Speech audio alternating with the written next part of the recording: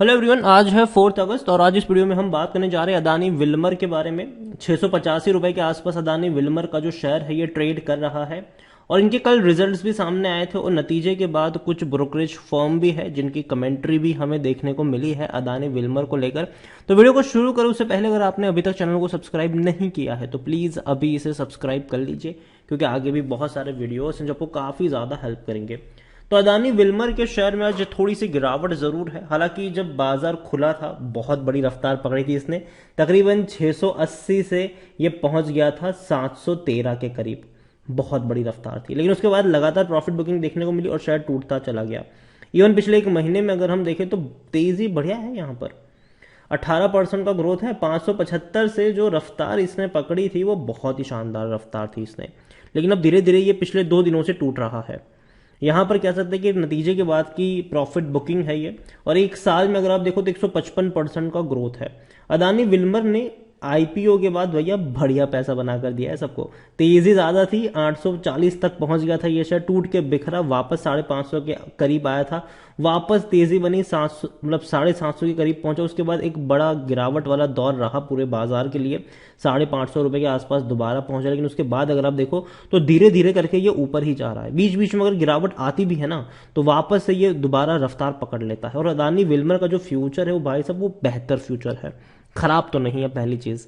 और डेफिनेटली जिस तरीके से अदानी ग्रुप ऑफ कंपनीज भाग रही है ना, ये वाकई में बहुत बड़ी बात है।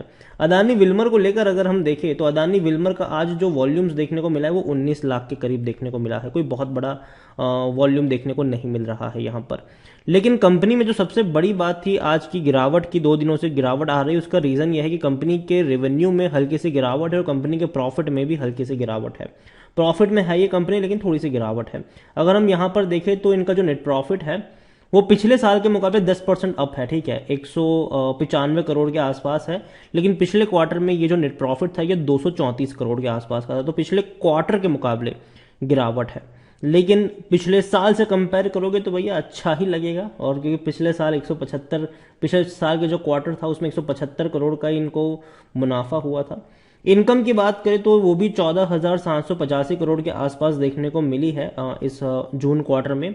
जो देखा जाए तो पिछले साल के क्वार्टर के मुकाबले अच्छा लगेगा, क्योंकि पिछले साल की क्या जो क्वार्टर था उसमें 11,370 करोड़ था। लेकिन दिक्कत यह है कि अगर पिछले क्वार्टर से कंपेयर करें तो पिछले क्वार्टर के मुकाबले थोड़ी सी कम आई हुई है इनकी।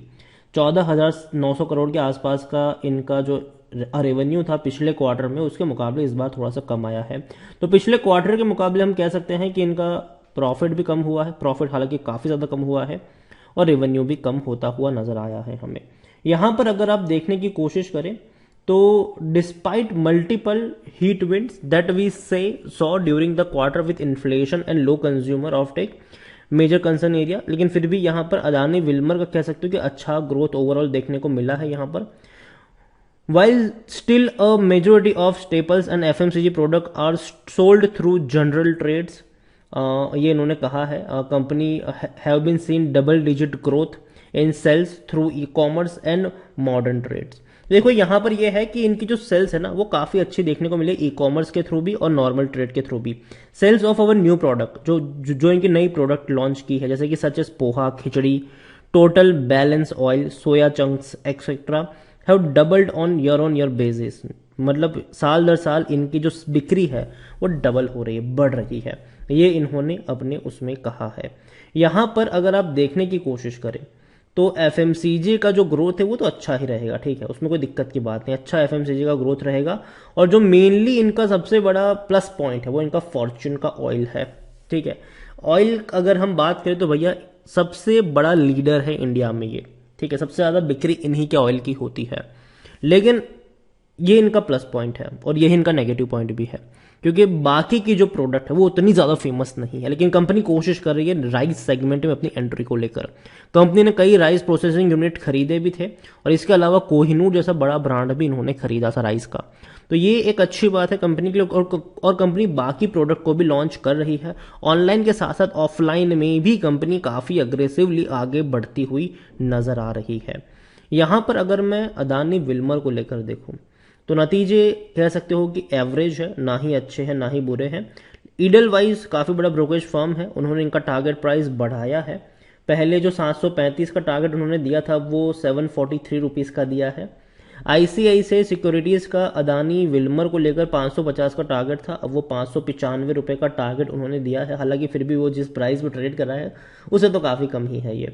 तो Adani Wilmer definitely brokerage firm की कमेंट्री आप उतनी अट्रैक्टिव तो नहीं कह सकते हो, लेकिन हाँ थोड़ी बहुत कह सकते हो कि हाँ इनके पास स्ट्रॉन्ग कॉम्पिटिटिव एडवांटेज है एडिबल्स ऑयल्स में, ये भी कहना है आईसीआईसीआई सिक्योरिटीज़ का।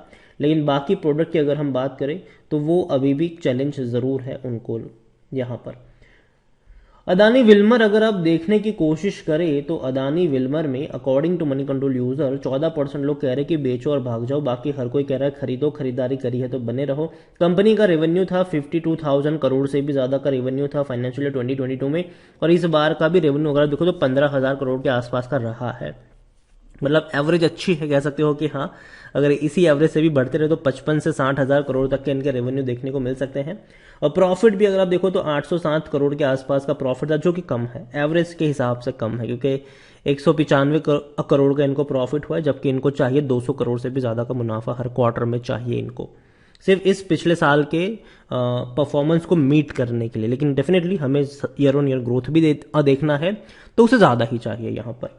अदानी विल्मर अगर आप देखो तो भैया खरीदारी करने का सही मौका है, क्योंकि शेयर ओवरबॉट जोन में नहीं है, लेकिन रेड फ्लैग है क्योंकि शेयर है वो एएसएम लिस्ट में है। एएसएम जीएसएम लिस्ट में उन स्टॉक्स को डाला जाता है जो काफ़ी ज़्यादा वॉलेटाइल होते हैं, कई बार इनकी जो प्राइस होती है वो अनजस्टिफाइड होती है, कई बार प्रमोटर की बहुत सारी होल्डिंग गिरवी होती है, कई बार इनमें मैनिपुलेशन किया जाता है। मतलब ऐसे शेयर जिससे भैया आपको थोड़ा सा डरना चाहिए या फिर एक बार उसको टटोल लेना चाहिए खरीदारी करने से पहले।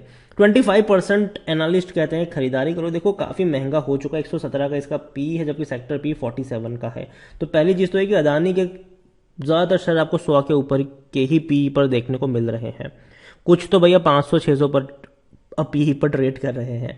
यहाँ पर देखें तो प्रमोटर के पास 87.94% की होल्डिंग है। प्रमोटर यहाँ पर कौन है? अदानी ग्रुप और विल्मर ग्रुप यहाँ पर प्रमोटर के तौर पर है। और म्यूचुअल फंड डोमेस्टिक वाले जनरली अदानी कंपनीज में हाथ डालते ही नहीं है। एफआईएल्स के पास 1.50% की होल्डिंग, और सरप्राइजिंगली एफआईएल्स ने बिकवाली करी है मार्च के मुकाबले, 2.01% की होल्डिंग 1.50 पर आ चुकी है। और रिटेल वाले खरीदारी करते ही हैं और वो करते ही रहेंगे। देखो अदानी विल्मर को लेकर मैं कहूंगा कि डेफिनेटली इस कंपनी का फ्यूचर काफ़ी बेहतरीन है, इसमें कोई शक की बात नहीं, क्योंकि इसके पीछे नाम जुड़ चुका है अदानी का। लेकिन जहां तक बात है बाइंग प्राइस की, 650 के ऊपर मैं नहीं खरीदूंगा, मैं इंतज़ार करूंगा 600 के नीचे के लेवल का। और मैंने कई बार वीडियो में कहा भी था, जब ये 600 के नीचे मिल रहा था मैंने कई बार कहा था कि देखो जब तक 600 के नीचे खरीदारी के मौके खरीदारी कर सकते हो लॉन्ग टर्म के लिए, 600 के ऊपर चले जाएगा तब मौके होंगे खरीदारी के, लेकिन जितना आप रिस्क ले रहे हो ना उतना रिवॉर्ड नहीं होगा आपके पास यहाँ पर। तो वो चीज़ यहाँ पर है। और अदानी विल्मर मेरे हिसाब से खरीदारी करी है तो बने रही है। फ्रेश बाइंग की जहाँ तक बात है, अब 650 रुपये के नीचे अगर जाता है तो थोड़ी सी क्वांटिटी ऐड आप यहाँ पर कर सकते हो। कंपनी डूबने वाली नहीं है। अदानी ग्रुप की भैया चांदी ही चांदी है, अभी भी है और आगे भी रहेगी, तो नज़र होनी चाहिए इसके ऊपर। लेकिन हाँ बाइंग प्राइस कभी महंगी नहीं होनी चाहिए। वीडियो को यहीं पे एंड करूंगा। पसंद आए हो तो लाइक कर, शेयर कर, चैनल पर अगर पहली बार आए तो प्लीज़ सब्सक्राइब करो। अदानी विल्मर के बारे में आप क्या सोच रहे हैं वो भी आप मुझे कमेंट में लिखकर बता सकते हैं। Thank you.